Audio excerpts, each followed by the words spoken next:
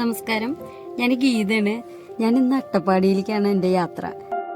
ഇപ്പം മഴയൊക്കെ കാരണം കൊണ്ട് കോയമ്പത്തൂർ വഴിയാണ് ഇപ്പം ഞങ്ങൾ പോയിക്കൊണ്ടിരിക്കുന്നത്.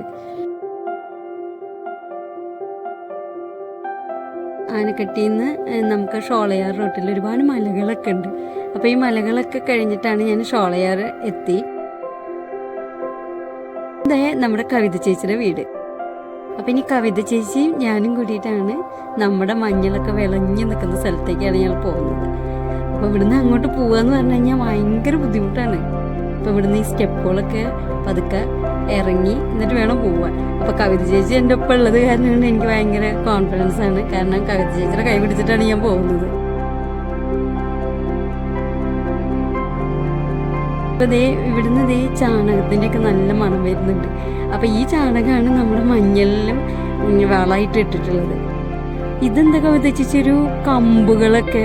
കുഴപ്പമില്ല, ഞാൻ എന്തായാലും ഒന്ന് കിടക്കല്ല. ഇതിനപ്പുറം ചാടി കടന്നവനാണ്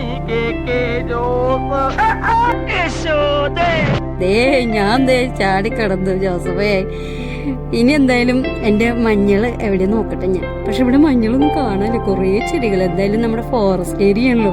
അതെ, എൻ്റെ മഞ്ഞളിനെ ഞാൻ കണ്ടിട്ടോ. അതേ, നല്ല ഉഷാറായിട്ട് നല്ല ചെടികളായിട്ട് വന്നിട്ടുണ്ട്. കാരണം നമുക്ക് മഴയൊക്കെ ഈ പ്രാവശ്യം നന്നായി കിട്ടിയിട്ടുണ്ട്. അതുകൊണ്ട് തന്നെ നമ്മുടെ മഞ്ഞൾ ചെടികളൊക്കെ ഉണ്ട്. അതിൻ്റെ കുട്ടികൾ അടിപൊളിയായിട്ട് ഇതേ കുറുക്കുമീനിലേക്കുള്ള മഞ്ഞളാണിത്. എന്തായാലും ഇത്രയും റിസ്ക് എടുത്തിട്ട് ഇത്രയും ദൂരത്ത് ഞാനിവിടെ എത്തിയിട്ടുണ്ട്. എൻ്റെ മഞ്ഞളൊക്കെ നല്ല അടിപൊളിയായിട്ട് എനിക്ക് വളരെയധികം സന്തോഷമുണ്ട്. ഇനി 5-8 സ്ഥലങ്ങളും കൂടി എനിക്ക് പോവാണ്ട്.